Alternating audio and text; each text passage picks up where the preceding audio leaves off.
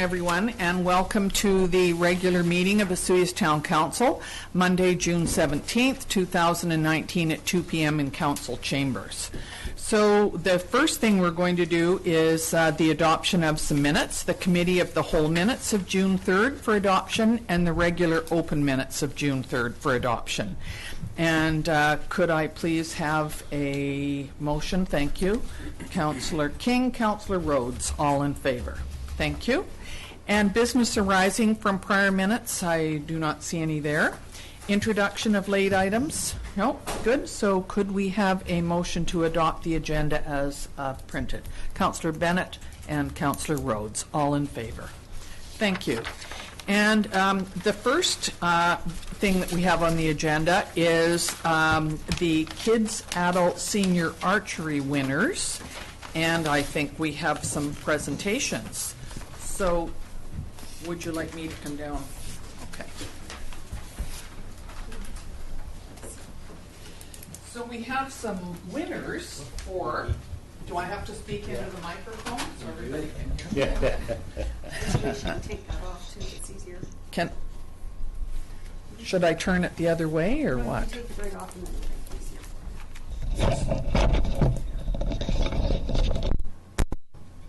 Then you'll have to hold it. So now I have to yell? Yeah, you have to hold it. There you go. Thank you. So the reason that we're doing, it's on, you can hear it? Sorry, It's go off. again. Okay. So the reason that we're doing this today is because Mr. Brock Payton said to me, we have to do this at a council meeting. I've got some awards to give out. So that's why we're here. And we're very happy to present some special awards today. And I see family members here too, so that's a good thing. And so, Brock, are you getting those ready while I talk a little bit about it? If you have anything else to say, please go ahead. So the first thing that we want to present is for a Provincial Indoor Championship award winner, and this is in Victoria. And we're very proud to announce that Rob Marty brought a silver back to Osoyoos. Rob, well done. Congratulations. Rob went to school here. That's terrific. And Rob, how did you get involved with this? Is this your first time to be? No, actually, I got involved in archery when I was attending University of Victoria. Oh, good. About 3 years ago. So, well done. Congratulations. That's terrific. Did you get a picture? You need it with the coach, too. Thank you. And then the Canada-wide male match. Am I correct in that? Okay, so just for those of you who aren't into archery, You have to speak into this, Rock. the male match is a competition held across Canada. So the students shoot for 13 weeks. They shoot 10 rounds of 3 arrows at an 18-inch target, 18 meters away. And then they take the scores, top 6 scores, they average them out, and then they rate you. So there's yeoman, bowman, archer, expert, expert B, and expert A. And that qualifies from beginning archer to world archers. So I see that we have a new member of the community, Bridget, and I don't know how to pronounce Bridget's last name. Or is she Colombe? Colombe. Bridget Colombe, who shoots a long bow using wood arrows, and she entered the National Canada-wide shoot against all Canadian yeomen, and a yeoman is the name for a first-time archer. So it's only within the first year? Perfect. And guess what? She brought back a gold. So that's amazing. Well done. Well done. That's terrific. Archery Canada has requested pictures. I know you normally don't do it in the council, but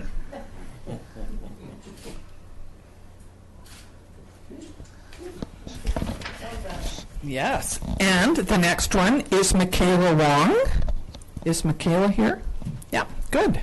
And she also entered the National Canada-wide Archer male match using a longbow and wood arrows, and she's qualified as an archer, which apparently is based on the level of accuracy. Is that She's now the higher level of archer. okay? And guess what? She brought back a gold as well. That's terrific.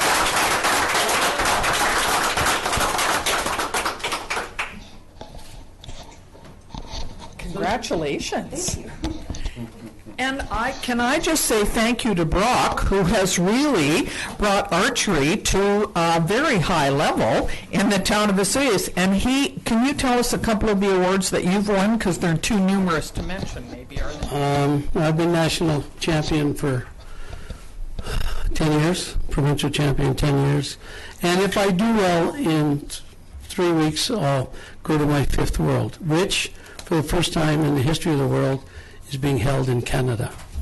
So, in Lac La Biche. But the reason I want to do this at the council meeting is Community Rec got a hold of me and asked me if we put on, well, we kind of worked together, to put on an indoor archery program for the citizens of Vesuvius and hopefully some of the snowbirds.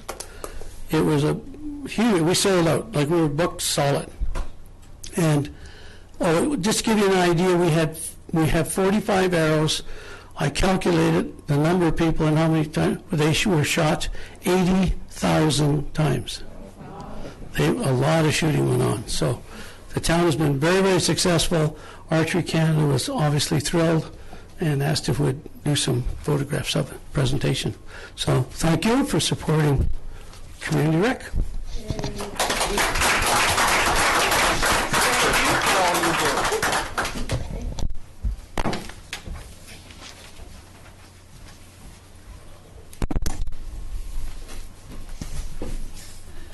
What a treat that is to honor some people who've done so well. The next item is the Water District 8 and 9 financial accounts. And this would be to report on expenditures for accounts payable, and total water district cash requirements to June 17th are in the amount of $16,083.80. So could we have, thank you, Councillor Moreira, Councillor CJ Rhodes. I know, he'll show me his name. All in favor? Thank you. He does that to me purposely, I think. Next is the Okanagan Basin Water Board. And I just wanted to, there is a report in here. I just wanted to point out a couple of things that the board continues to work on zebra and quagga mussel prevention efforts, and we have Birgit Arnstein here as well, who does it on behalf of the Water Quality Society. So we appreciate that as well. 12 stations along the BC border and 64 auxiliary conservation officers. And about 2 years ago, I think we had 10 or 12. So we now have 64. So the governments are really paying attention to this initiative. There's always a need for, of course, for more money and more staff, but we think that the message is getting out there. So the Don't Move a Mussel campaign, which has public outreach, and we appreciate that. Also, milfoil, invasive milfoil, is an ongoing issue that the Okanagan Basin Water Board is being talked about. As a matter of fact, this morning, Anna and James from the Okanagan Basin Water Board and I met with Minister Donaldson from Forest Lands Natural Resources to make sure that that he understood how important it was for us to continue with milfoil harvesting and rototilling in order to keep our lake as cleaned up as possible. And outdoor conservation campaign, the Make Water Work. I've said it before, I would really appreciate people going on and doing a pledge. You can do that on the makewaterwork.ca. And the mayors in the Okanagan have already pledged, and we would certainly hope that there would be other people that would pledge to use water sensibly, conserve water, be careful which kinds of plants you put in, how often you water, when you water, check your sprinklers. I turned mine come on in the middle of the night, and so I went out during the day and turned them all on, and discovered that one of them had broken and the other one was pointed in the wrong direction, which I would have never noticed because it was done in the middle of the night. So I have fixed those, and I was very proud of myself for being able to fix that. So the annual meeting for OBWB is on September the 6th in Kelowna, and it's certainly open to anyone who would like to come. So could we have a motion, please, to receive this? Thank you. Councillor Bennett, Councillor Rhodes. All in favor? Thank you. And the next is a letter from Dan Albas, who is the MP for Central Okanagan, Similkameen, Nicola. And he has sent this letter to me, and he writes, "Today I write to draw attention to the proposed new legislation which will help modernize the criminal code in regards to natural disasters and evacuation orders. Almost every province has had struggles with natural disasters, floods, fires, earthquakes, and even tornadoes in recent years. We all know the very real impact these events will have on our citizens in terms of their health, safety, and to our local economies.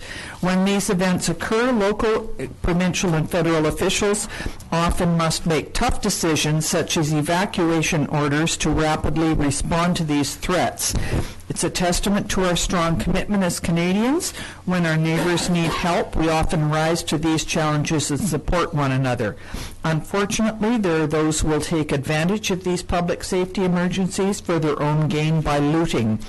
While it remains a fact of life that these challenges exist, we can act to address them. I have recently tabled a private member's bill that proposes a simple amendment to the criminal code, creating an aggravating factor where a natural disaster or evacuation order is present. This would indicate that Canadian society, through Parliament, requires a judge upon sentencing to designate a stiffer penalty for those that break the law and loot during these challenging situations. This legislation would help provide peace of mind for citizens under an evacuation order to comply, as they would know that the criminal justice system has their back. As this is an issue that would complement local and provincial efforts in maintaining public order, I would ask if you would consider supporting this legislation publicly. It's my belief that with enough public support, the Parliament could act quickly to make this bill law. And he has included the bill plus a letter from the Mayor of West Kelowna supporting it. So I'm wondering if we could consider this as a motion. Is there anyone who would like? Councillor Rhodes? Do you want to go ahead? Thank you, Mayor McCardoff. I'll make that motion. That we send a letter of support. Good. Is there a seconder for that? Thank you. Councillor King. Any discussion on this? All in favor? Thank you very much. And next is the Revenue Anticipation Borrowing Bylaw. Mr. Zackel. Thank you, Mayor McCordoff. So before Council's Revenue Anticipation Borrowing Bylaw 1352-2019 for adoption. And this is for Council to renew their line of credit with the Bank of Montreal. Bylaw 1352-2019 received first three readings at the June 3rd, 2019 meeting. Section 177 of the Community Charter allows the municipality to establish by bylaw to provide for the borrowing of money in anticipation of revenue. This bylaw authorizes the municipality to borrow up to $1.5 million to meet current expenditures and pay amounts to meet municipalities' taxing obligations. This line of credit is set up with the Bank of Montreal. If this operating line of credit is used, the revenue from property taxes must be used to repay the money borrowed. In 2018 and previous years, the town of Osoyoos has not gone into this line of credit. This bylaw is also required to have access for the corporate MasterCards as well. Implications for community: allows for operations to continue until funding comes in for taxation. Organizational, no impacts. Budget, no impacts. Significant dates: new bylaw to be adopted for 2019. Sustainability, fiscal management. Options before council: option 1 to adopt revenue anticipation borrowing bylaw 1352-2019. Option 2 to defer the adoption of this bylaw, and a recommendation by staff is option number 1. Thank you very much. Councillor Rhodes? Thank you, Mayor McCordoff. I'll move the staff recommended option number 1. Thank you. Councillor Bennett? All in favor?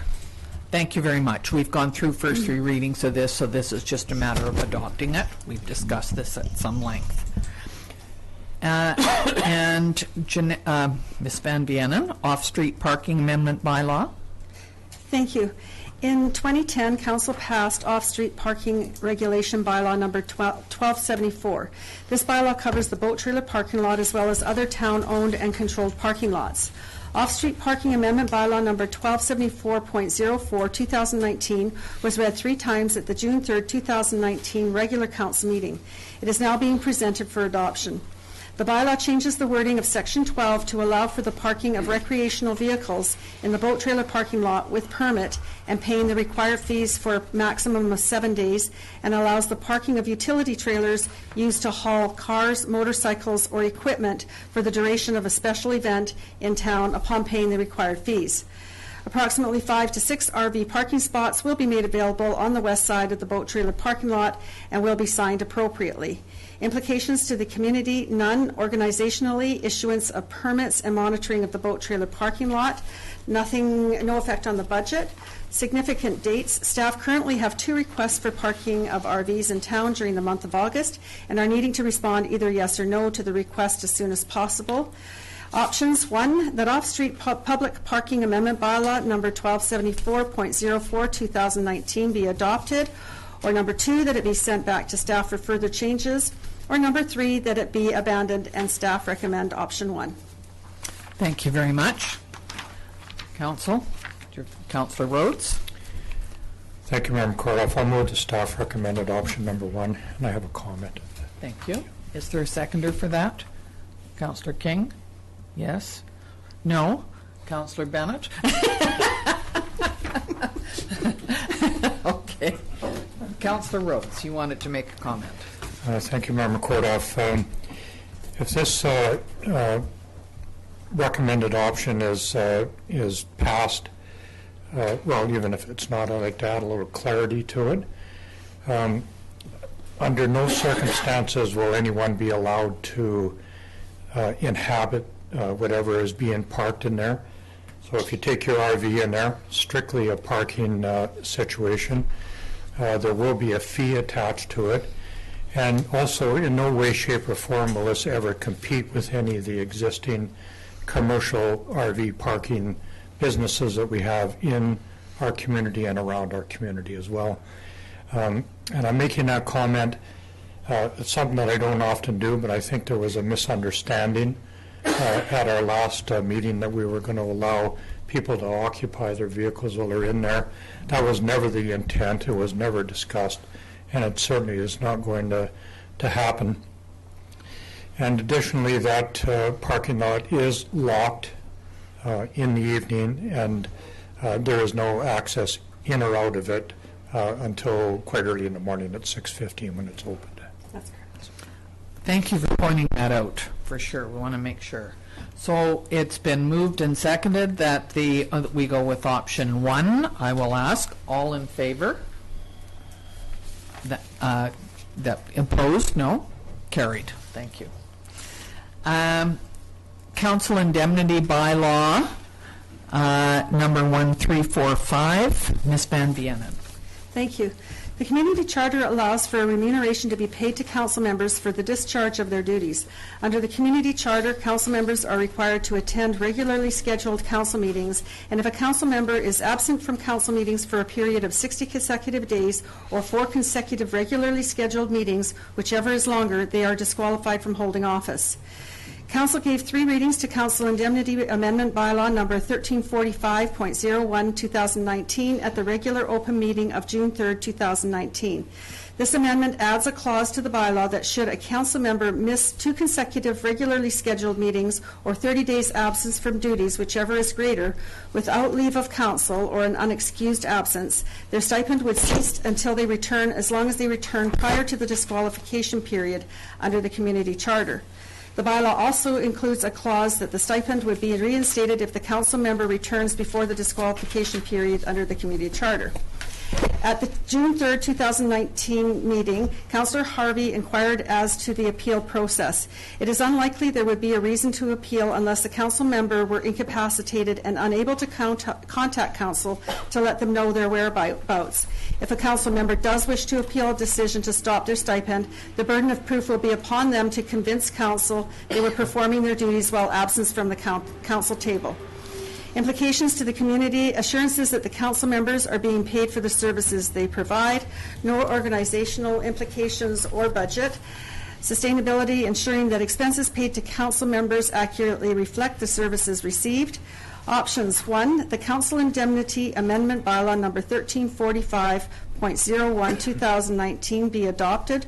Number 2, that it be referred back to staff for further changes. Or number 3, that it be abandoned, and staff recommend option 1.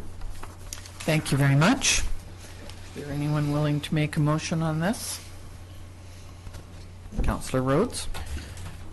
Thank you, Member Cardolfo. Move the staff recommend adoption number 1. Thank you. Seconding that, Councillor King. Anyone like to speak to it? All. Could we ask for the vote? All in favor? Thank you very much. That's carried. The next is an official community plan amendment bylaw, 1230.23, and zoning amendment bylaw. And this would be at 6801, 6805, and 6809 Nighthawk Drive. Mr. MacArthur. Thank you. So the purpose of this report is to request that Council consider official community plan amendment bylaw number 1230.23, 2019, and zoning amendment bylaw number 1085.122, 2019. The amending bylaws, if adopted, would allow for the creation of 3 single-family homes. The property is located southwest of downtown on Nighthawk Drive. It consists of 3 steeply sloped parcels. Although zoned for high density, the topography of the land renders these parcels undevelopable under their current designated use. In order to construct a multifamily building, for example, 1.75 parking stalls per unit would be required. There's only a narrow strip of land at grade along Nighthawk, preventing the creation of sufficient at-grade parking stalls. And there's also no means of access along the north or south lot lines, preventing the implementation of an underground parkade. Due to these challenges, an easier option for development of the parcels is to rezone to allow for single-family homes. Policy, bylaw, and regulations. The current OCP designation on the subject property is high-density residential. As such, an OCP amendment would be required. The property is currently zoned R7 high-density residential. The proposed change to R1 single-family residential would enable the construction of the 3 homes mentioned earlier. As per the Town of Osoyoos Land Use Procedure Bylaw, rezoning application signage was placed on the subject property, notifying the public of the pending application. Once a public hearing date has been set, the neighboring property owners and tenants will receive notification by way of mail, and notices will be placed in the local newspaper as well as required by the Local Government Act. Rationale for recommendation: staff support the amendment to the OCP and further recommend approval of the rezoning, as the proposed development will provide additional housing for residents and infill 3 empty parcels within an existing single-family residential neighborhood. Implications. Community: the proposed rezoning will enable additional housing for our community. Organizational: the rezoning process requires a public hearing. There's no cost associated with this report. Significant dates: should first and second reading be granted, staff are proposing a public hearing date of July 15th at 4 p.m. And sustainability, encouraging infill development is an important part of ensuring our community's continuous development in a sustainable fashion. So options in 3 parts. 1A, that Council grants first and second readings to OCP Amendment Bylaw number 1230.23, 2019. B, that Council grants first and second readings to Zoning Amendment Bylaw number 1085.122, 2019. And C, that Council sets a public hearing date of July 15th at 4 p.m. 2, that Council rejects OCP Amendment Bylaw 1230.23, 2019 and Zoning Amendment Bylaw 1085.122, 2019. 3, that Council requests additional information. And 4, that Council recommends any other action deemed appropriate. Staff recommend option 1. Thank you very much. Council, what would you like to do? Councillor King. Yeah, I'll move option 1A. Council grants first second readings to the OCP Amendment Bylaw number 1230.23, 2019. Thank you. Is there a seconder? Councillor Rhodes. Would you like to speak to it? Okay, go ahead. Thank you, Member Kordoff. So on the surface, I'm in favor of this. I think we worked through not a commercial but a strata application a number of years ago, and there was a lot of challenges with building on there. And I'm wondering if you can help me understand 2 things.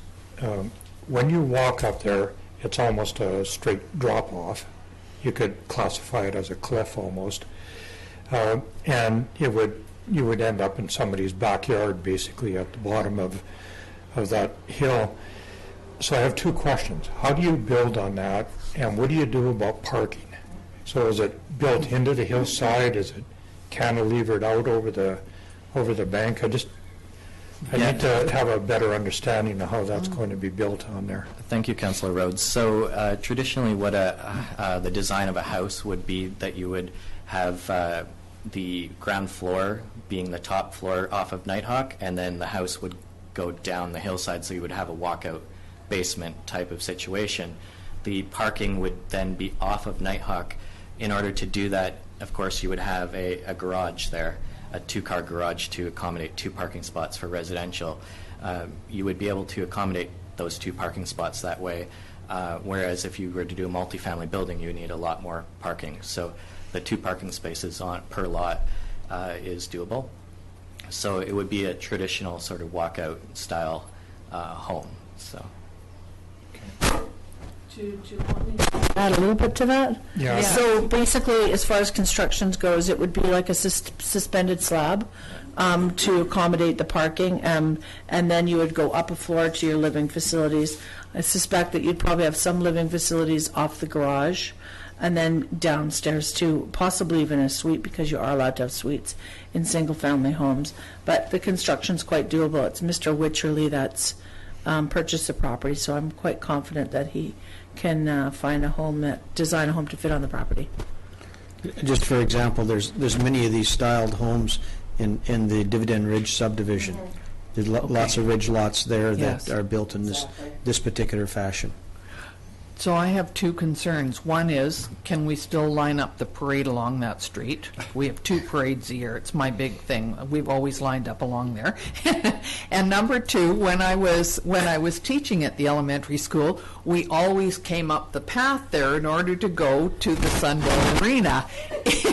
Is that going to totally block off the path, or is there still a piece of property beside it? And it didn't look like it was taking the whole property. Thank you, Madam Mayor. Very good questions. And first, to answer your first question, we'll make sure that you can line up the parade there. Thank you very much. I appreciate in answer to the second question, the path's actually on the neighboring property. Yes. And the neighboring property is still being considered for redevelopment, and I can assure you that we'll be putting a path through there when that redevelopment proposal comes forward to council. Otherwise, we'll be...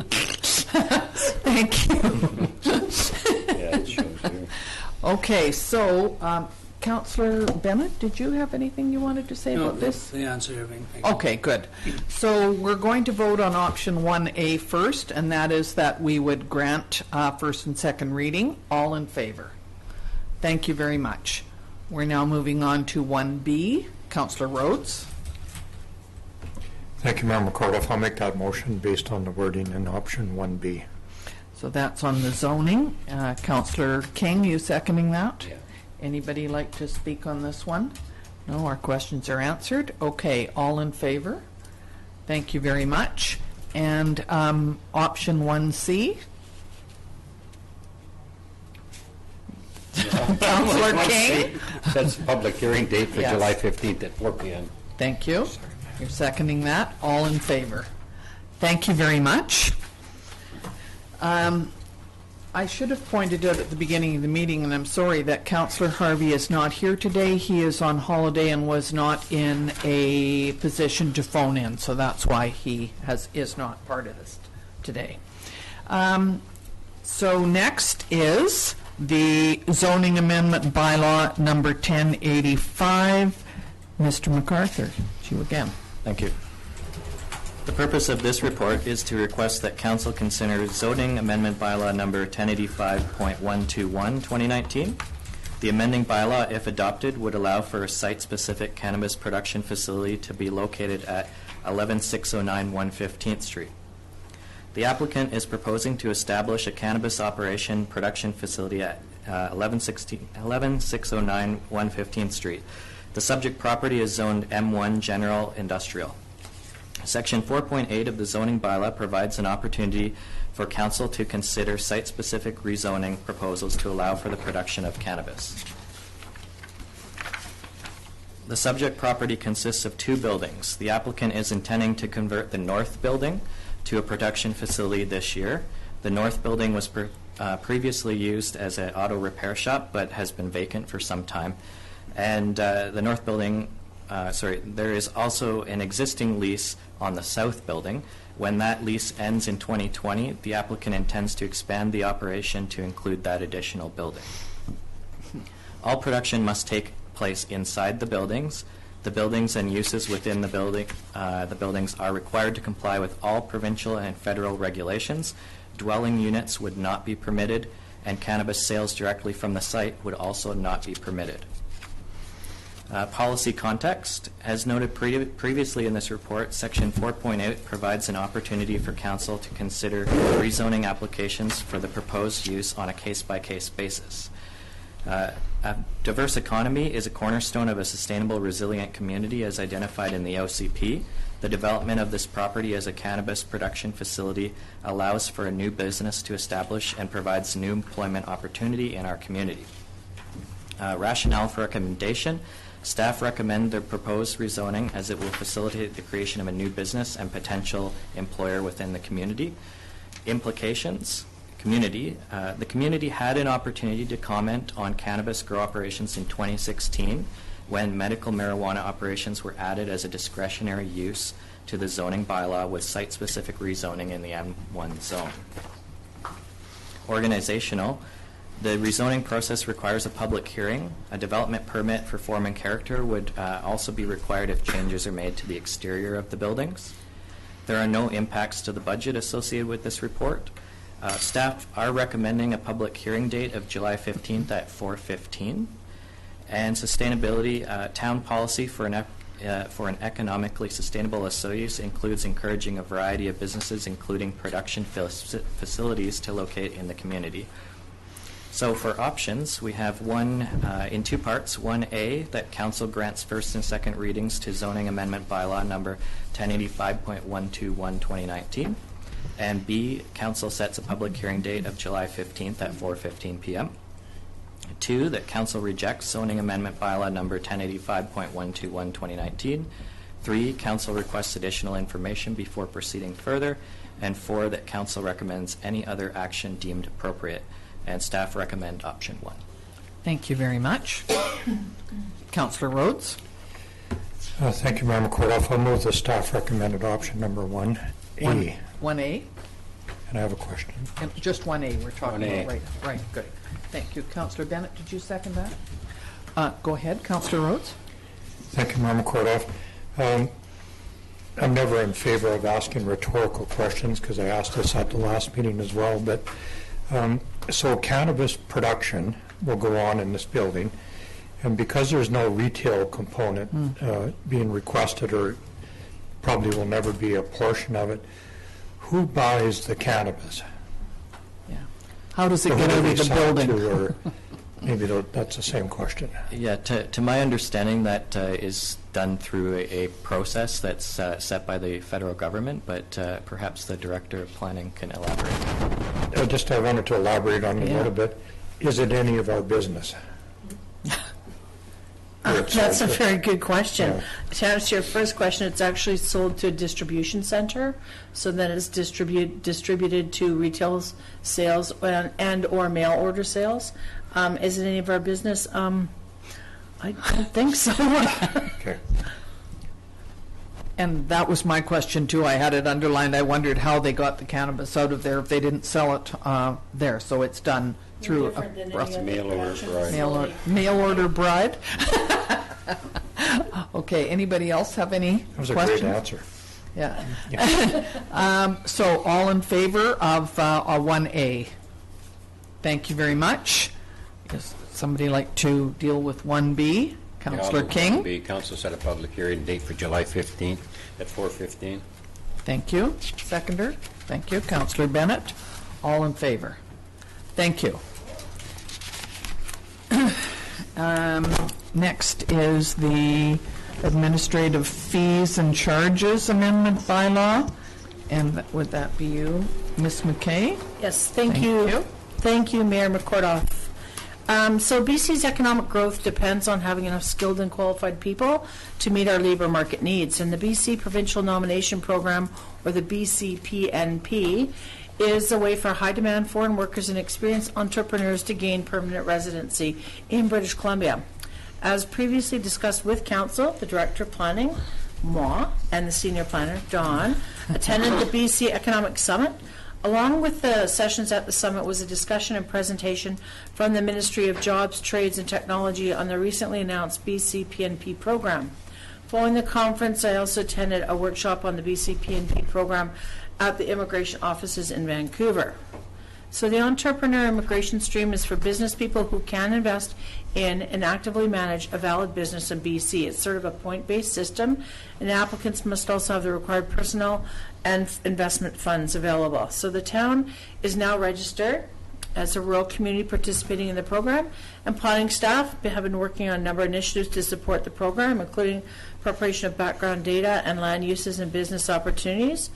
Thanks to Don for all his hard work on this. Inclusive in this work has been the preparation of information for the provincial immigration website, along with preparing an application and interview process. Staff have reached out to other communities in BC, have heard that the review and processing of applications can be time-consuming. In response to the anticipated time required to process the application, staff are recommending a nominal application fee be implemented. We're looking at nominal at this time, and depending on the workload that it generates, we may look to increase that in the future. So in order to charge a fee for the service, it's necessary for us to amend the administrative fees and charges bylaw number 131/2017. The proposed amending bylaw number 133101.01/2019 it seeks to amend the administrative fees and charges bylaw by adding the following. So an application fee of $100 to be imposed only after a prospective candidate has reviewed the BC PNP program, reviewed the town's economic development website information, and the 2019 to 2020 South Okanagan relocation guide. And if you've not already had a chance to look at the relocation guide, I encourage you to do so, because there's an excellent article on Asuis in that relocation guide. It also includes a recommendation to amend or to add an exploratory visit fee of $250 once a visitation has been arranged. So the attached BC PNP Entrepreneurial Regional Pilot Application Process and Form outlines the steps the applicant must go through prior to be considering for this program. Also note that the town was required to identify 3 specific areas where we saw business opportunities within our community, and these categories were selected as they represent existing industries or businesses with room for expansion. So with respect to the community benefits obviously from new business startups. Organizationally, planning and development staff will be facilitating the program on behalf of the town. There's no impacts to the budget associated with this report. The town of Suez has been accepted into the PNP program, and our town profile will be launched within the next few days. We'll send you out a little note to check it out when it gets launched. And of course, economic diversity is a cornerstone of a sustainable community. Options before council are, number 1, council grants first, second, and third reading to the amending bylaw number 1331.01 2019. Option 2, council directs staff to make other amendments to the proposed bylaw prior to granting any readings. Or option 3, that council abandons the proposed bylaw. And of course, staff are recommending option number 1. Thank you, Mayor McGrath. Thank you very much. I had a question. You said the town was required to identify 3 specific areas. Can you elaborate a little on that? Sure. So the areas, as you can see, they're on the actual application that's attached to report. And those are, the first one was food services and drinking places. The second was nursing and residential care facilities, and the third was professional, scientific, and/or technical services. And these categories are specific under the the North American Industry Classification System. Good, thank you. I'm sorry I'd missed that part. Okay. Councillor Rhodes? Thank you, Mayor McCordoff. I'll move the staff recommended option number 1. That's a real easy one. Thank you. Councillor King is seconding that. Anyone like to speak to this? Okay, all in favor. Thank you very much. Next is the municipal pension plan report. Is that Ms. Van Vienen? No, that's lawn bowling. Hang on. Jim. This is Mr. Zacco. It's on the other side of the page. No But you problem. could talk at the lawn bowling too if you want. No, I don't want to step on Jeanette's space. But thank you, Mayor McCordoff. So before council is municipal pension plan enrollment, Group 5 for eligible firefighters. The town has hired a new full-time fire chief that will start work at the beginning of July.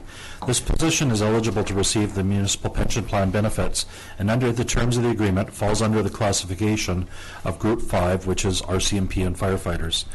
To register the town with the BC Pension Corp, to add the Class 5 category for pension benefits, council is required to ask the Municipal Pension Board of Trustees to approve our eligible firefighter employee. So on implications in our community or organizationally, there's nothing.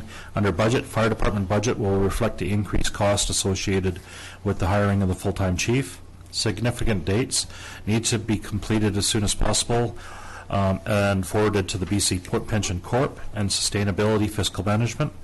Options before council for council to pass a resolution stating resolved that the Municipal Pension Plan Board of Trustees be requested to approve, effective July 2nd, 2019, the enrollment of eligible firefighter employees of the town of Vesuvius into Group 5. And option 2 is to seek further information. The recommendation before staff is option number 1.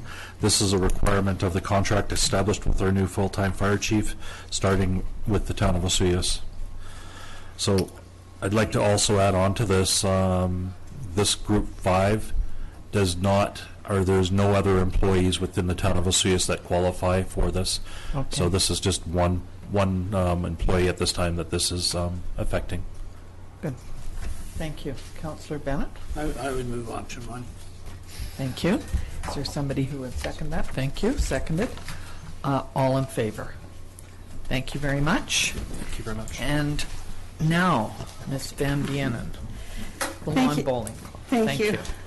Since March 1st, 2000, the Lawn Bowling Club has had an agreement with the town to use the lands legally described as part of Block 530, DL 2450S, SDYD Plan 2450, except Plan A1011 for the purposes of lawn bowling. The term of the original agreement with the Lawn Bowling Club was for 5 years with 3 5-year renewals. Council had approved and entered into agreement for 3 of the renewal terms. The third renewal was for 3 years only to February 2018, with the option of the town to give 6 months' notice of termination as required in the original agreement if the lands would be needed before the end of the term. Since 2018, it has been on a year-to-year basis until February 28, 2020, or the 6 months' notice of termination of the agreement. The Lawn Bowling Club attended the Committee of the Whole meeting of April 1st, 2019, and requested council consider renewing the lease for 5 to 10 years, as they would like to obtain funding for improvements, and have a committed lease would assist them in doing so. These projects and improvements include replacing storage sheds with larger and more secure ones, expanding the garden, continuing to repair and improve the quality of the greens, and acquiring night lighting. The town has been considering the use of the lands in the overall Gyro Park improvements. However, the improvements being considered at this time will not be impacted by the continued use of these particular lands by the Lawn Bowling Club. A new lease is being presented to council for a 5-year term with a 5-year renewal with a 90-day termination clause. It also requires that the Lawn Bowling Club understand that there are other activities in the park that may impact their quiet use of the area, and that fireworks on July 1st may land debris onto the bowling greens. The Lawn Bowling Club wishes to construct a storage shed and lighting. These have been included in the lease as items requiring consultation with the town staff on location and design. The lease is being presented with a lease fee of $1 per year. Implications to the community: continuation of lawn bowling activity in the community. Organizationally, monitoring of the agreement. Budget: there is none except the license fee is $5 for the 5-year term. Significant dates: if council does not wish to renew the license for an additional term, 90-day notice must be given. Sustainability: continuing to supply activity options for the community. Options: 1, that council approves the license to use agreement with the Oseas Lawn Bowling Club for a term of 5 years commencing on October 1st, 2019, with the option to renew for a 5-year term, and that the disposition of land be advertised in 2 consecutive editions of the Oseas Times, and that the town's signing authorities be authorized to sign the agreement after the advertisement has concluded.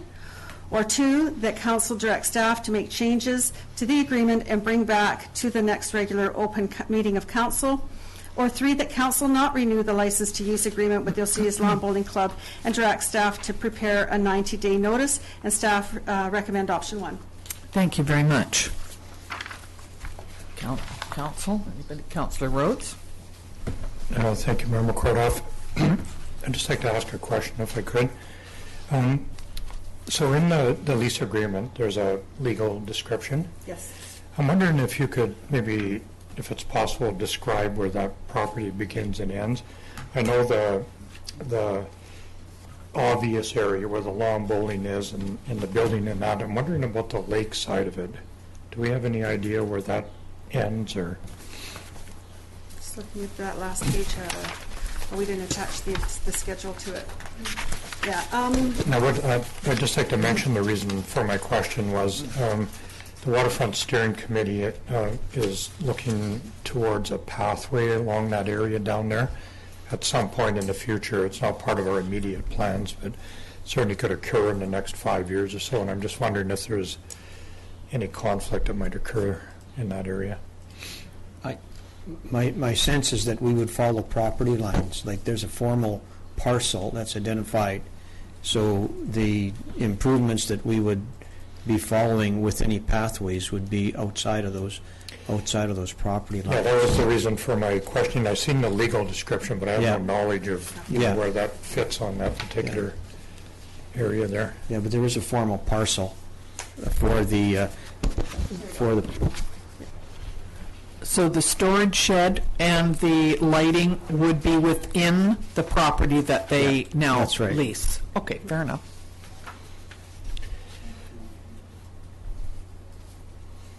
Inside the fence, basically? Right. Well- So that's your volleyball. Okay, so that's the volleyball. It's disappearing on us. Well, maybe I'll withdraw that question. I can probably look. I noticed one of the proponents from the Lawn Bowling Club is here. Maybe if it would be possible to ask them if they could engage with us when we get to that point. I don't want, to have a conflict. And this is always a good time to do it, so. And I'm not expecting an answer. I just know he's here and hearing the words, so. And I had a question as well, because out on the water this summer, or very soon, there will be the Wibbit And that goes obviously outside the fence, but does that encroach on the possibility of the walkway that you're looking at? I mean, how do people get to the Wibbit? That's what I haven't figured out. Through the Gyro Beach park area. Walkway they have now. Yes. At the end of the sand where they go out that way. In other words, they don't go across the front of in front of the, okay, no. The intent of my question was not to delay the process. I'm just thinking engagement No, would be good important at question. that time. No, it's Yeah. a good question. So, did you move that? No, did No, but somebody I will. move? Okay, you'll move option. Yeah, I'll move option 1. Thank you very much. And Councillor King, you're seconding that? Yes. Anyone else have any concerns or questions? Okay, all in favor? Thank you very much. Thank you, Ms. Van Vienen. And next is the Bylaw Enforcement Officer appointment. Ms. Van Vienen? Thank you. In order for bylaw enforcement officers to have the authority to act as bylaw enforcement officers and write tickets under the Municipal Ticketing Information Bylaw, Council must pass a resolution to appoint the bylaw enforcement officers for the town for the purpose of enforcing the town bylaws.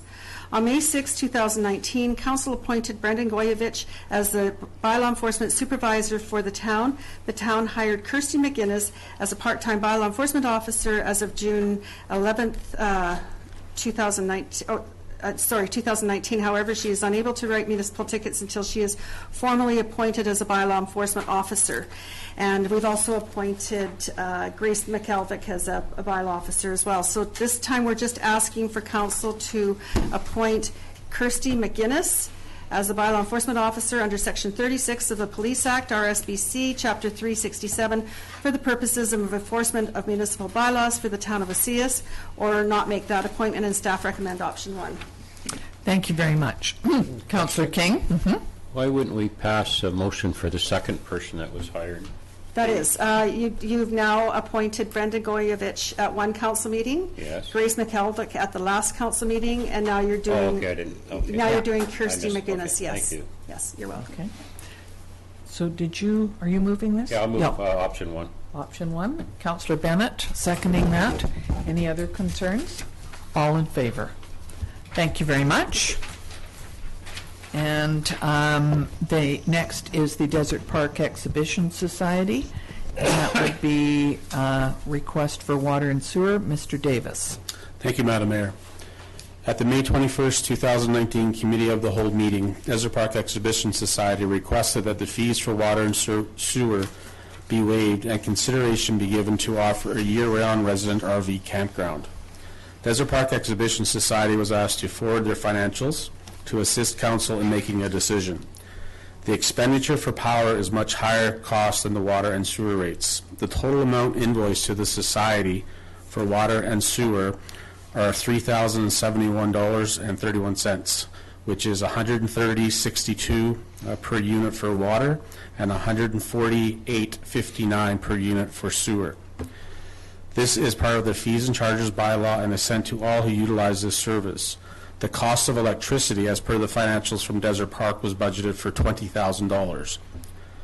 The main areas of concern are related to the license of occupation and land use. The RV area was never meant to be an income generator, as it was only meant to assist the operations by providing housing for staff and volunteers.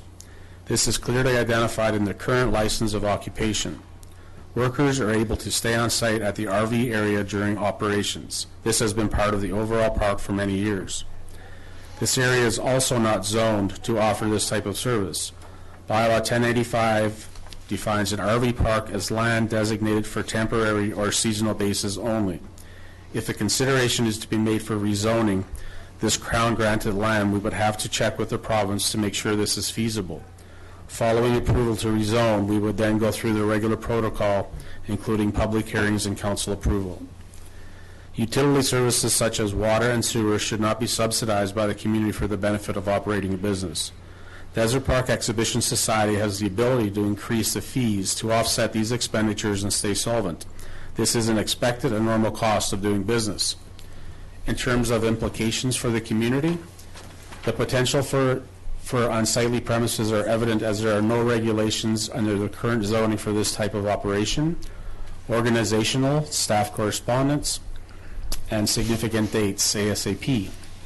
In terms of options, option number 1, for council not to approve the request of waiving the water and sewer fees for the Desert Park RV stalls and not to amend the license of occupation to allow permanent RV residency. Option number 2, for council to direct staff to investigate this matter further and bring back options to another meeting. Or option number 3, for council to approve the request of waiving the water and sewer fees and direct staff to amend the license of occupation to allow permanent RV residency. And staff is recommending option number 1. Current land use does not allow a premature RV campground, a permanent RV campground. The license of occupation also reiterates how the RV stalls are to be used. The amount of funds that are required for the water and sewer services are minimal. The extra funds required could easily be charged back to the users with virtually no risk to the society's financial stability. Thank you, Mr. Davis. Council? Yes, Councillor Rhodes. Just a question. King. Yes. Thank you, Madam Mayor. Just have a question. Remind me in my mind, I didn't think they really asked for rezoning for where it is to an RV park. I thought they were only requesting to forgo the fees for water and sewer. I think in the committee of the whole that was mentioned in terms of rezoning, if they didn't get anything in terms of the waiving of the fees, they would look at doing something like that so they could have control of the RV sites. So it's just kind of an add-on. Wasn't really a request. Well, there was an email also that spoke to that option as well. Oh, okay. Yeah. Appreciate that. So, Council, what would you like to do on this?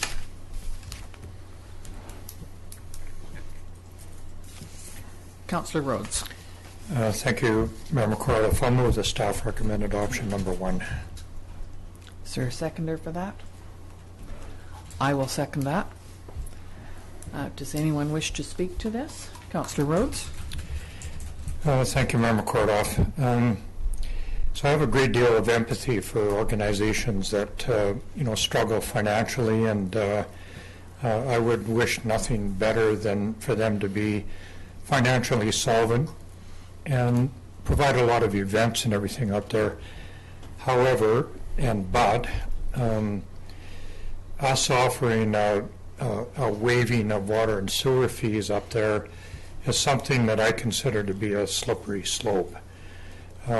It's always hard to cherry pick one particular business or organization out and offer them a waiving of these fees when so many other businesses in our community have struggled in the past, maybe struggling today, and it's not something that we would probably offer to businesses or organizations in general.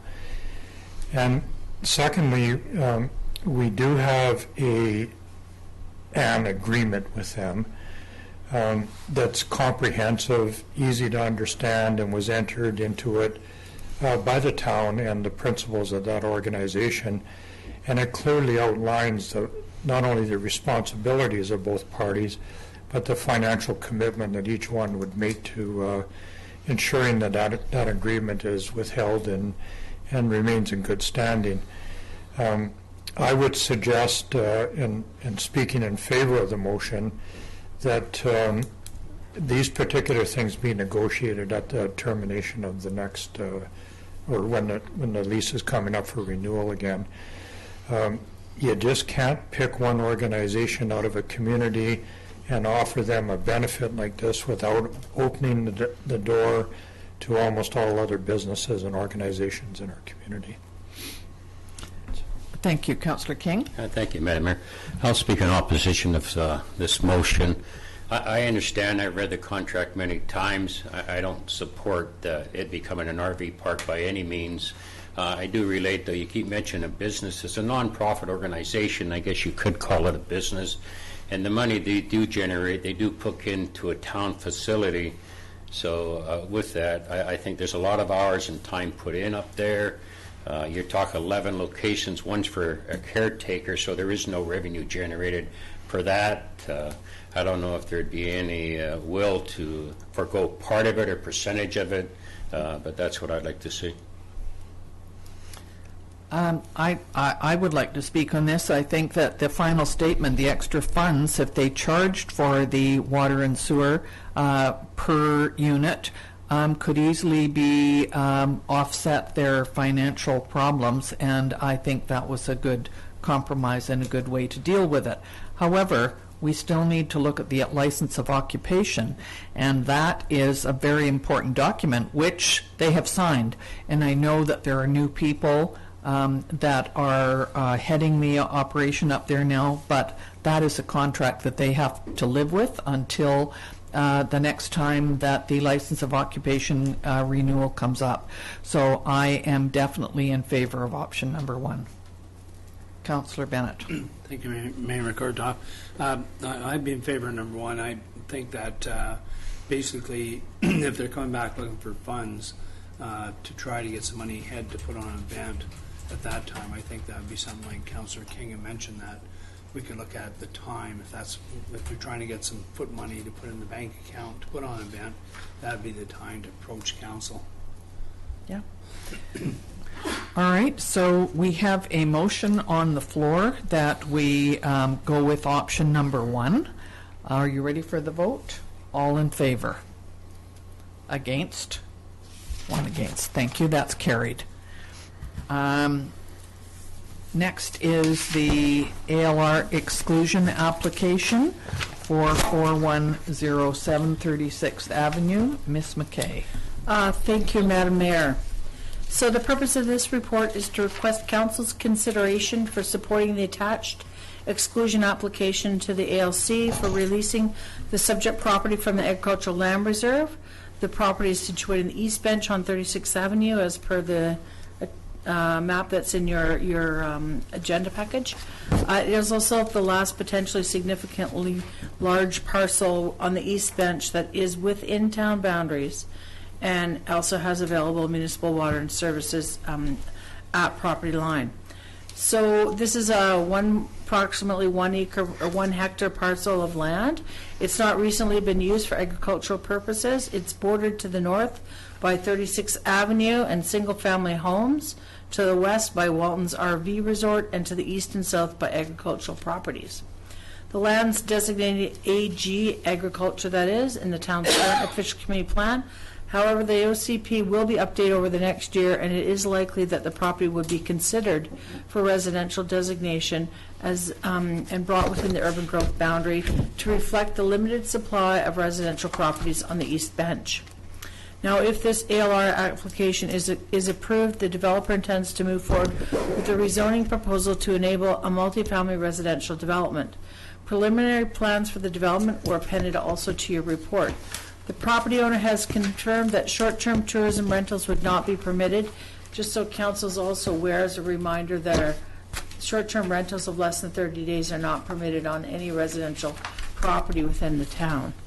In addition, the owner is fully prepared to commit some of the units to long-term rental pool, thus contributing to our housing sector, and developers are well seasoned in their field and are currently working with BC Housing on housing projects in the Lower Mainland.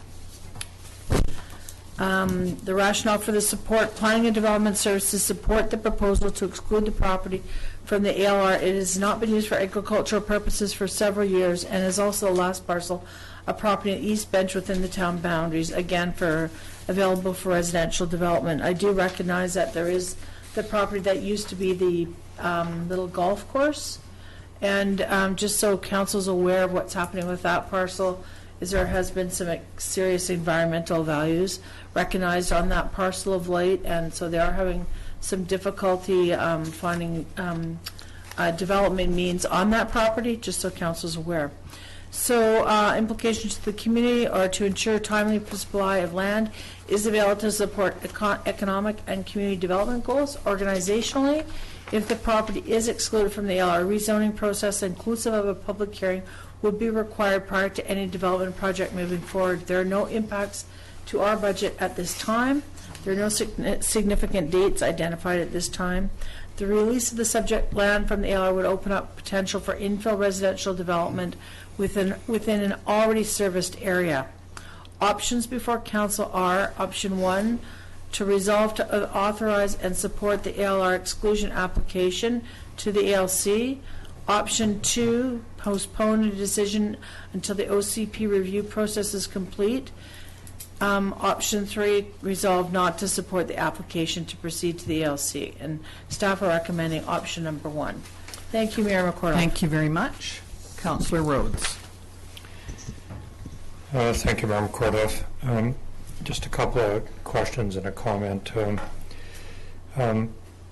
So I feel quite privileged, and I'm a veteran of several of these applications in the past. They have been contentious within our council. And to the best of my recollection, irregardless of what our council feels about it or what resolution or idea or opinion that we may come up with, almost every application has been stonewalled by the ALC, the commission. And I get it, I understand, I know protecting agricultural land is imperative in our province, but our community is starved for land, both residential and commercial. And I have a very blunt question. Is there a glimmer of hope that this may move forward? Because it just seems that every time something comes up that involves the commission, and this is not me being critical of their policies, they're very steadfast and very stubborn about removing property out of the ALR. And so my question is there a glimmer of hope? Maybe that's not even a fair question. I'm just wondering. Well, in answer to your question, Councillor Rhodes, I did recently attend a seminar, ALC seminar with staff from the Agricultural Land Commission, and we did talk extensively about removal applications to remove or otherwise use agricultural land, and they do reiterate that, you know, that is their job, is to protect it, but they do recognize that there is a balance within communities, and this particular property, as we all know, we have limited boundaries within our community, is very, and it is one of the last pieces that's inside our community boundary right now and service. So I'm not sure what their answer will be, but I would hope that they would take that into consideration. Thank you. Ken, did you have an extra question? Go ahead, and then Councillor Bennett. The last time we went through this was on the Wish property, and it was incredible in the fact that that application included increasing the inventory of agricultural land in our province. They were willing to trade land in the hopes that they would be successful with it. And, you know, that's one obstacle. And the other obstacle is, you know, that protecting of the agricultural land, regardless of where it is and for the reason, is a very, very strong mandate that they have. And not to sound negative or anything, but, yeah, just kind of the way I feel about it. So, Councillor Bennett. Thank you, Mayor Cordoff. I guess what upsets me the most is I go by there, you look at that piece of property, and they turn it down. Then you go, like yesterday when I drove through Chilliwack, there right beside the airport, in a beautiful black piece of black ground is a big new Molson's brewery going up, right in the middle of beautiful black agriculture land. So when they turn down something here that's in the gravel pit or hasn't been used for years, and they let something like that proceed, that doesn't seem like a very fair trade-off. So I'd like to speak to this. I am not in favor of writing to the ALC on this issue. I'm very much in favor of supporting the ALC. That land up there has been used. I've lived here long enough that I've seen it used for agricultural purposes. It's unfortunate that the owner of the property has not continued to do that. There is agricultural land all around it. It is perfectly acceptable in my mind, from what I've read, There are other properties close by that have been turned into single-family dwellings, and they're not all sold, so there is property available at some of the close sites. Plus, the old golf course at some point will probably have residential on it. I understand there's some concerns. And every letter that we have received in this package has shown a great concern for allowing this development to go ahead.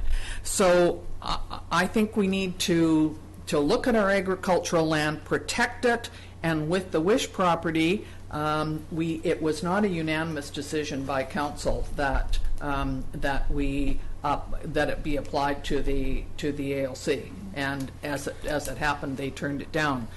I'm certainly not in favor of having this. I understand your reasons for it, Ms. McKay, but I think it's so important to keep it agricultural. It is agricultural. It can be very easily. It's just they've chosen not to, and I think that the letters support their reasons for trying to keep it this way. So that's the way I would vote on it. Thank you, Mayor McCormick. I just wanted to mention that the applicant is here, and usually when we look at these applications, we give the applicant and or any members of the public an opportunity to comment as part of the process, and it's up to the mayor and council members. Oftentimes that is written into the agenda. It was not given. I was not given that option today. Is that or do we wait? I mean, I'm not sure how to proceed. This is not a public hearing. Yes.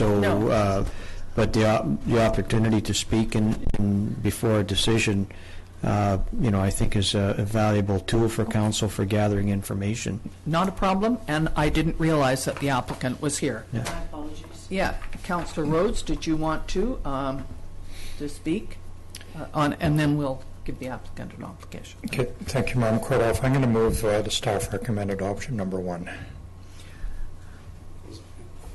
And are you seconding that? Okay, so before we vote on that then, could we ask the applicant to come up to the microphone? Hi. Good afternoon, Your Worship, members of council. My name is Davin Shalong, and I represent the applicant. I work for Applin Martin Consultancy based out of Kelowna. Okay. I think everybody's got a pretty good handle on where the property is and what the applicant, myself, and my client are looking to do. But I'll add a little bit more to it. My client did purchase the property back in 2008. They have not done anything with it, as everybody is fully aware. There is some unauthorized storage that is currently happening on the site that is not their storage. The intent here is to develop townhomes, as we've suggested in the application there, and my client has gone as far to have a market study done for the area. That is basically what this study is telling us, is that more townhomes are needed within this area. I've spoken very frank and bluntly with my client, and I've specifically told them that short-term rentals would not be tolerated here. Are you prepared for that? They are in agreement. They are fully prepared to register a covenant on title to that effect. I think in working with these townhome developments, there's also a strata involved, and the strata could also enforce that way if that was a concern. In addition to this, there are plenty of other developments that have occurred that my client has developed in and around British Columbia. And the other aspect that I pitched to them was, are you prepared to somehow offer up market rentals, market sales, that sort of thing, to show that you are serious about this application? And they have agreed to that as well. In fact, they were telling me that they have in the past, and they currently are working with BC Housing, and they'd work with any housing society or a group to make this happen. The actual number of units that they're prepared to put forth is obviously in the details, something that they'd be willing to work with council and staff on. But they are absolutely prepared to do that, and they have done it and are currently doing it with BC Housing right now on one of their developments in Burnaby, I believe it is.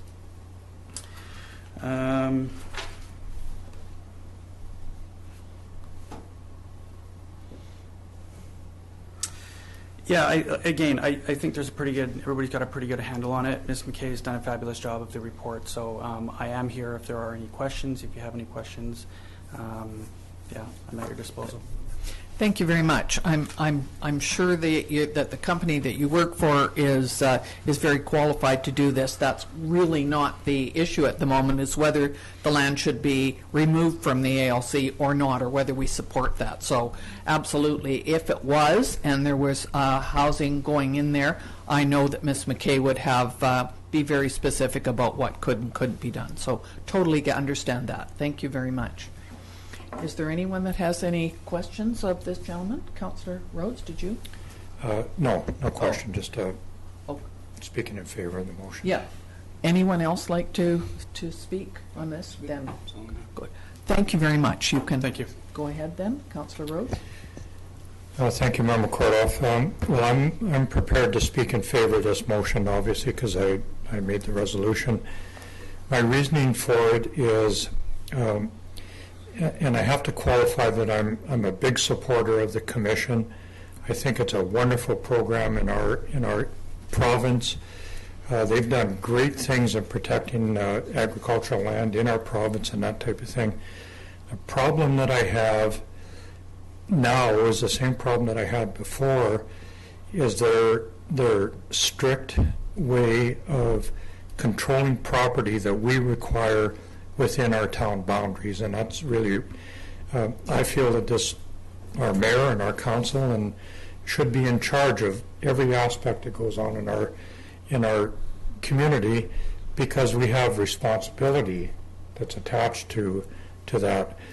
And you know, it can be changed. I hope it gets changed. I'm a little negative. I spoke negative only because of some of the past experiences that we have, but I think it's important for this council to maintain care and control over all of our properties within our community, and that's where I butt heads with a lot of proponents that are protective of the commission and the agricultural land reserve in our province. Thank you. I'd just like to, when you were talking, I was thinking about the behind the fire hall and the Meadowlark area, and that was a huge area that was in the agricultural land protection, and it was taken out. So yes, the housing the housing is there, that is there? Just for clarification, it is still, the undeveloped portions, those areas are still within the agricultural land reserve. They will be taken out parcel by parcel based on the nature and density of the housing development. But so the housing development there right now that we have in there was agricultural land, and that was taken. Yes, but but first of all, we have an agreement with the Agricultural Commission that we have to meet certain density requirements. Yes. And so every development is measured, and the Agricultural Land Commission takes a look at the development and then makes a ruling. But the land as is still in the Agricultural Land Reserve. Until we come up with the density, right. And then it's taken out. Yeah. I agree. And I understand that. I'm just saying that it's not that every piece of property in the town that has been agricultural land, not all of them have been turned down. So many of them have been, look at the other property that's down here on the highway that has been removed as well. So there are many, the ones that, cross from the area down on the highway, the Lobelia one, yes. There was another one. So there are pieces of property, to my mind, that have been in the agricultural protection, and they have been taken out for a town's benefit. So I understand that. And you know what? We've always got two sides to this, for sure. Councillor King. Thank you, Madam Mayor. I'll also speak against this motion. I don't really want to defeat it. I'd like to see us move forward with option 2 because we are moving forward with an OCP plan, and to get more input. The people that I've submitted, I haven't seen anybody in favor, which is really in the early stages, but we do have 3 or 4 letters not supporting the idea, so I'll be voting against this motion. I could support that one too. All right, so are we ready to take, it's been moved and seconded that we go with option number 1. All in favor? Against? So that is defeated. Councillor King, would you like to make a motion? Yeah, I'd like to, option 2, council postpone a decision until the OCP review process is complete to consider additional information. I will second that one. Is there anyone who wants to speak to this? Councillor Rhodes? So I looked at that option pretty carefully, and I have to freely admit I don't really understand what it means. So some clarity would help. Thank you, Councillor Rhodes, for the opportunity to explain. So we mentioned, or the mayor mentioned, the property at Lobelia. Well, the property at Lobelia was approved for exclusion through an OCP process. Yes. That's how that one came about. The property at Meadowlark, or the properties at Meadowlark, are being considered for exclusion again through an OCP amendment, through a local area plan. So basically, when we do look at these, what would happen is we have a conversation with the greater community about the potential for this property beyond agricultural uses. And if, for example, we chose to designate it as residential in our new official community plan, that would then go to the commission, at which time the commission would tell us they either do support or do not support that for reasons outlined in the plan as a whole. So that's in general the way that works. So to me, that makes more sense. That's like a sober second thought on this, and that would be looking at the entire area with an official community plan. And personally, I would feel more comfortable with looking at that and dealing with it then rather than today. Councillor Rhodes. Yeah. Thank you again, Member Kordoff. Thank you for that clarity. I think I would be willing to support this only for one reason, and if we don't, I think the idea for any development on that property may die if we don't. I would like to put a reminder out that the Meadowlark development was a 10-year odyssey that began in late 2007, and we're now just building it out in 2019. That's how long these processes take to get done.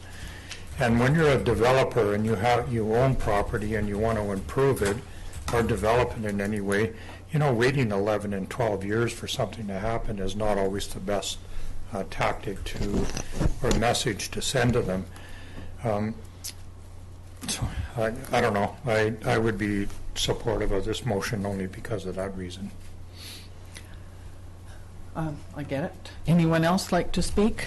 Yes, Mr. Manko. It's just been brought to my attention that if council is going to consider option 2, it will have to make an amendment because the way option 2 is written is council postpone a decision. Well, council has already made a decision.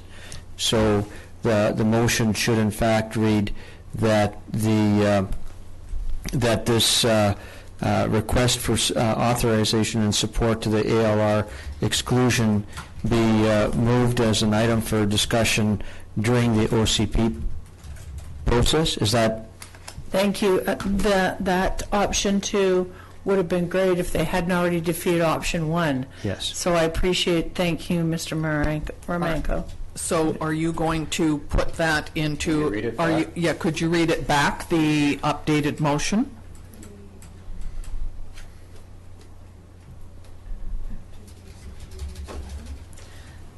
Could we just take off, council postpone a decision until the OCP review process is complete? The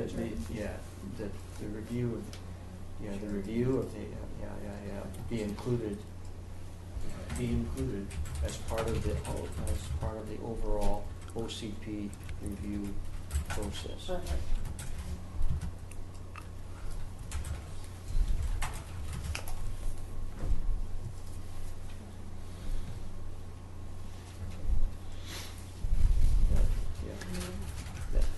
When you're ready, could you read that back, please, Mrs. Hilson?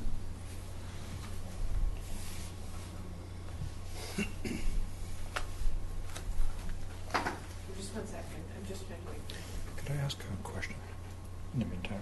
Yes, go ahead. Thank you, Member Kordoff. Councilor Rhodes has a question. Assuming that this will move forward, the one that we're wordsmithing right now, that does not necessarily guarantee that would happen. Am I correct in assuming that? Thank you again through the chair. Well, it's interesting you should ask that because that's one of the reasons that I supported that request to exclude it, is because a preliminary review of the number of vacant parcels within our town boundaries does not indicate that we would have enough to accommodate the potential growth or anticipated growth within our community unless we saw large parcels of land that are already developed, like in the town center, redeveloped to higher density. So no, it does not automatically mean that it would be designated for residential OCP, but we'd certainly be looking for that sort of support, and that would be along with our housing needs report that would be prepared as part of the official community plan review. Would be looking at our housing needs and property to attain those needs. Thank you. Thank you. Mrs. Hilson? Okay, so it is that council include the ALR exclusion application for, and then it's the description that Gina has above, as part of the overall OCP review process. Is that all right, Councillor King? Yeah, can you read it at the start, the first sentence? So that council include the ALR exclusion application for ALC file 58542, town file A1 1901 for lot 2 DL 100 SDYD, plan KP 60136 as part of the overall OCP review process. Thank you. Yep. I guess I was looking for more of a generic sentence there that just said that we would look at all properties. Are we specifically looking just at this one? Because I'd like to. I'm thinking that when we do the OCP review, we would obviously be looking at all the properties within the town boundary that we might consider for rezoning or am I correct or not? That would be included as part of the OCP, but speaking to this specific issue, it would be a direction to staff that this would be highlighted as part of the discussion processes because of the intended application. All right. Yep. Okay. Fair enough. Thank you. And if I just may add, thank you, Mr. McCord. Mr. Thank you. Take a drink of water. Thank you, CEO Romanko. I think what's important here too is to recognize that it's a piece of property within the ALR that actually is not being farmed, versus the other two parcels just west of the near market housing that are in fact actively being farmed. So that's a whole other issue, though. That's why I think they're kind of apples and oranges. Okay. All right. So we have the new motion, which Councillor King has moved, and I will second that. We will take a vote on that. All in favor of the motion? Thank you. That's carried. Okay. You're up again, Gina. I know. Oh, are you? Okay. This is the Osoyoos Golf Club request for contribution. Ms. McKay. Thank you. A little background here. Representatives from the Osoyoos Golf Club attended the committee of the whole meeting of council on June 3rd, 2019 to provide information on the upcoming Golf Canada 2019 Canadian Women's Mid, Amateur and Senior Championship. And there's a link in your report to additional information on that. The event will bring 150-plus golfers, ages 25 and up, to our local golf course for the weekend of August 18th to 20th.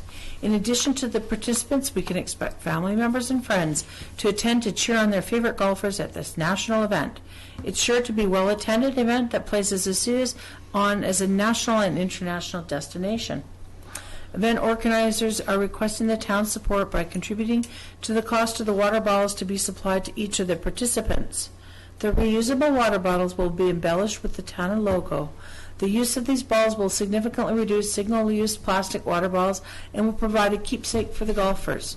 Representatives from Osoyoos Golf Club are requesting a modest contribution to these water bottles of $2,000. Town has funding available through two separate streams as follows. First is through the Town of Osoyoos Economic Development Budget, and the second is through the Resort Municipality Initiative Fund's Visitor Enhancement Fund stream.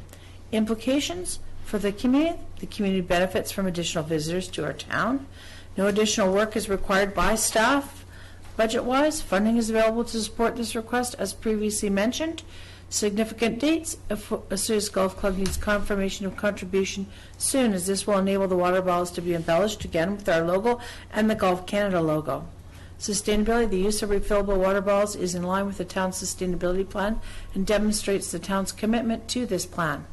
The options before council today are, first, number one, to agree to the fund requested amount of $2,000 to come from the Town of Osoyoos Economic Development Fund budget, or option two, agree to fund the requested amount through the RMI Initiative Fund, that is, through the Visitor Enhancement Fund stream, or option three, direct staff to inform them that town does not support this request.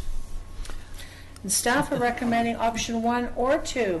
Thank you very much. Councillor King? Yeah, thank you, Madam Mayor. I support it. I guess a question. Do you know how much funding is in either one of these options left in each one, roughly speaking? The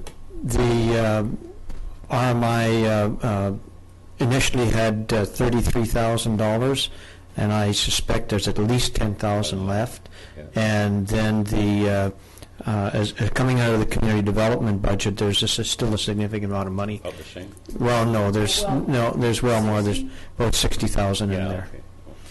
Okay. When I read this, I thought 150 water bottles is what we were asked for. Am I correct, for the players, or are we also providing water bottles for all of the? Well, there'll be a number of different officials on the course and involved in the overall. Say two. So they're but it's not for people wanted to buy one. That's quite different. Am I correct? So this is just a donation. Yeah. Okay. All right. And is the town going to look after getting the water bottles like we did the last time? We're leaving it up to the golf course to deal with it. Okay. Councillor Bennett. I just talked to him the other day and told my volunteer, and he said they're full. They got 135 members already, so that's excellent. So are you expecting a free water bottle? No, I'm just saying they'll have 135 volunteers. So well, that's I knew that they had quite a few. Yeah. And so I'd recommend option number one. So you're making that motion. Is there a seconder? Councillor King. All in favor? Thank you very much.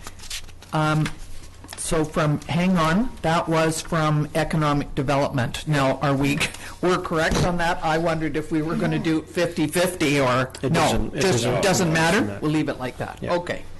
All right, thank you very much. Next is the reports and the, where are we here? So next is the general net payroll and Sun Bowl Arena financial accounts, and this would be to report on expenditures and for Sun Bowl general and net payroll to June 17th, 2019. General cash requirements of $361,395.95 and Sun Bowl cash requirements of $11,365.73, and those would be done by consensus. And net payroll accounts of $85,282.54, and that is for information. So the next is the building report. And it's always interesting to see how many new single-family dwellings and all kinds of interesting things, putting in new windows and an addition to the side of the house, and partial demolition and telecommunication antennas. All that kind of stuff is on there. And it's a total for the month of $962,500, with year-to-date of $10,400. 10 million, I mean. Yeah, where am I getting that? 10 million. And the year-to-date last year was only 3 million, 3,000,008. So lots of building going on in our town. Councillor Rhodes? Thank you, Mayor McCordoff. Well, I'm going to take a half a second here. I always think that after we receive this report that we should have a moment of silence so that we can, reflect on the importance of this particular report to our economy in our town. So I'm just going to keep mumbling here and everybody savors the moment. Well over double of what it was last year. Yeah. Perfect. So we're happy to see this. So there are enough building lots for these people to build on. That's what I'd like to say. We're all tied up in that. Okay, so could we please have, are you moving that the report be received, Councillor Rhodes? Yes. Okay, thank you. Councillor King seconding that. All in favor? Thank you. Then there's the committee reports. In the West Bench Dog Park Committee, minutes are here. Councillor Rhodes, is there anything you wanted to add to this report? Looks like things, can you tell us a little bit about it? Well, thank you, Mayor McCordoff. I thought about giving a comprehensive review of this report, but I think it's public information, and anybody that's interested could read through it. One thing I thought would be really important to mention is that Wednesday at 5 o'clock, we're having our grand opening up there, and I would like to invite everybody in our community. We will be having unbelievably hot dogs in a dog park, and it's going to be hot up there. And we're also having veggie dogs as well. That was a special request from the community, and we reacted to it very rapidly, and we will have veggie dogs up there. We are also having a couple of prizes and a recognition of the hard work that our committee put into this. Not speaking about myself, but there was members of the public that worked through this entire process. And just one last thing, it is a work in progress. We are not done. There's lots more work to be done up there, but we wanted to pause and reflect by having a grand opening on Wednesday. Good. Well, thank you for all the work that you have done on this, Councillor Rhodes. I'm sure we're going to hear about it on Wednesday as well. So that's at 5 o'clock Wednesday. That would be the June the 19th. Thank you. Could we have a motion to receive this committee report, please? Councillor Bennett, Councillor Rhodes, all in favor? Thank you. And next we have the CAO report. Thank you, Mayor McCordoff. Just a few of the things that the administration has been involved in and planning for the next couple of weeks. Starting first in community services, certainly summer is here. There's the summer leisure guide is out, and there's some great new programs within the leisure guide, so encouraging everybody to take a look at it. And so, summer's here, and the Cactus Kids Day Camp brochures in circulation, so registration will start on the 19th of June. The pay parking ticket machine is up and running at the boat trailer parking lot. And just to cool summer off a little bit, the Sun Bowl Arena is scheduled to open on July 15th. The West Coast All-Stars Camp and the Surrey's hockey camps will be taking part in July. And also a new rooftop unit is being installed in the weight room to cool things off, and it'll be so the weight room will be closed on June 19th. We mentioned that the official grand opening of the West Bench Off-Leash Dog Park is June 19th at 5 o'clock, so come one, come all. And Gerald continues to work with the developers for the Whibbit Aqua Park, which will be opening soon as well. terms of corporate services, the public open house will be held June 25th from 6 to 7:30 on the town's evacuation plan. So please come out and provide input to this important event. A new park ambassador has been hired, Aaron Stanton, and we're in the processes of hiring one more. So these individuals will be in our parks and just talking to people, ensuring that they know the rules and working with it so our visitor experience is very, very positive. The director and corporate officer both attended a law seminar in Kamloops, and the director also attended the LGMA conference in Vancouver, which is the 100th anniversary of the Local Government Management Association. In terms of planning and development, the Peanut Pond proposal is moving forward. Anticipate coming to council for another adoption next meeting.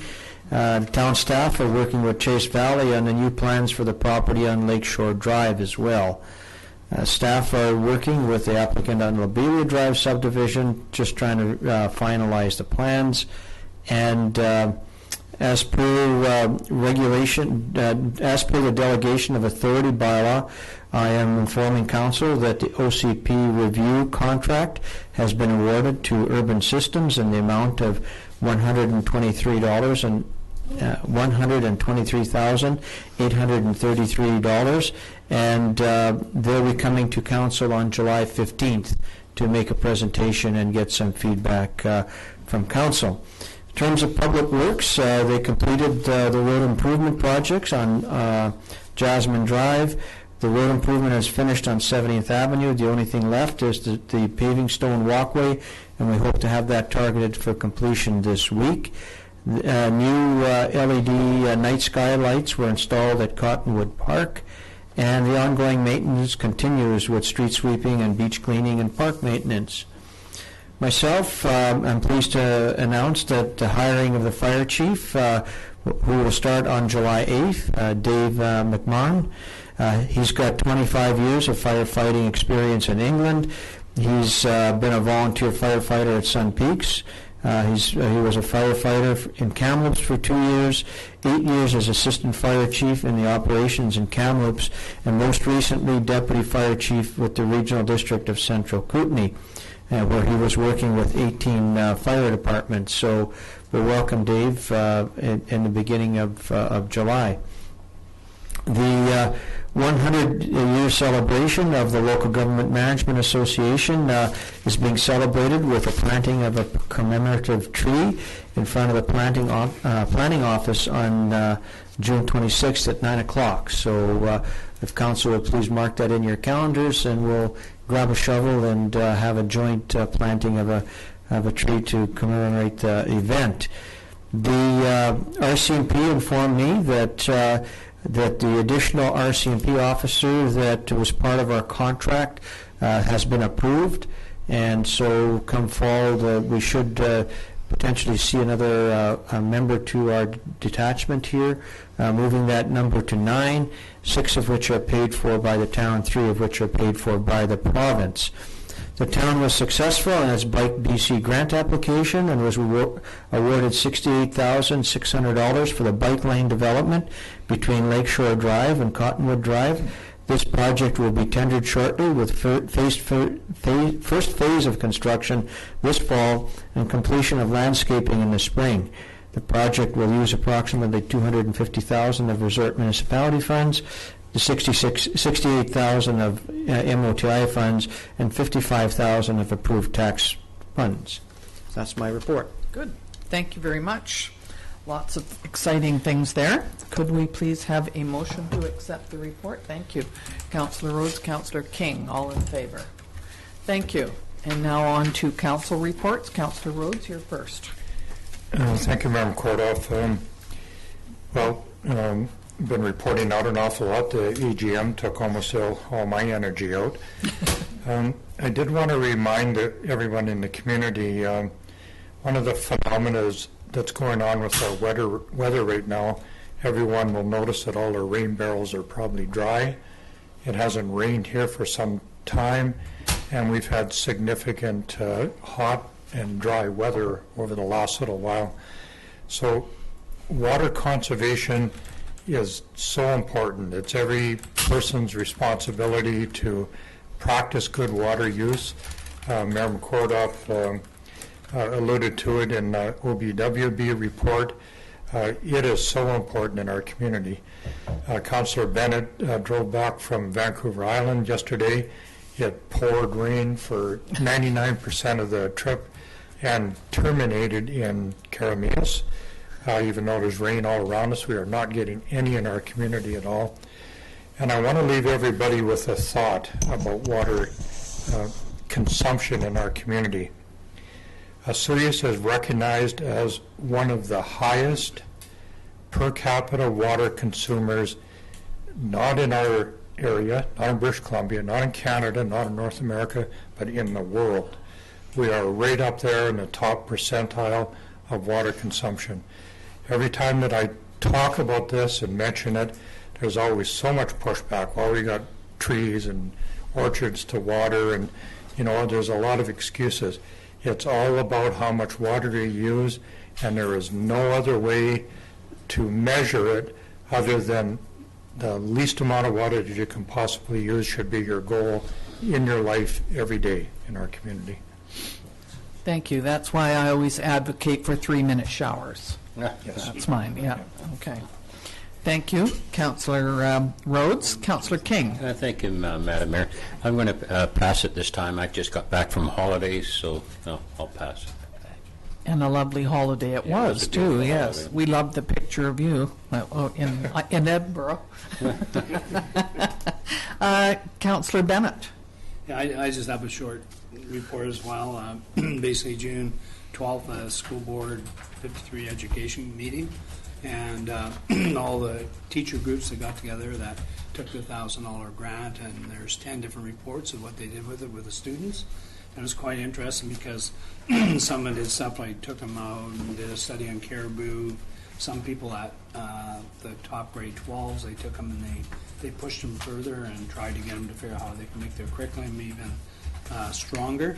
I think the best one was there was a grade 12 class and a grade 5 class, and they went to grade 12 class and said these grade 5 kids want to know how to take photos with their cameras, and they want to know how to put them on their computer. Can you guys teach the grade 5s how to do that? And this is in Karamias, so they took these little grade 5 kids and just let them go around the town with the grade 12 kids, and they took all these pictures, and of course a Karamias sign, and then there's like all these pictures of all these flowers. And then the one kid that had the most trouble in grade 5, there's a real little character, he come back with the most pictures. And then they came in and they said, okay, we're going to put them on the computer now. And so when school was out, all of a sudden the teacher went and came back an hour and a half later, and this little guy was still in there putting his pictures in the computer because he was so impressed. So it was pretty touching to see what the teachers are doing and going beyond. Good. Yeah. No, that's a great program. Thank you. So I've got a couple of things. One is please pay your taxes. We have lots of people that have been coming in on a daily basis out at the front. Don't leave it till the last minute. Don't think I'll put it in the mail on July the 1st. That won't work.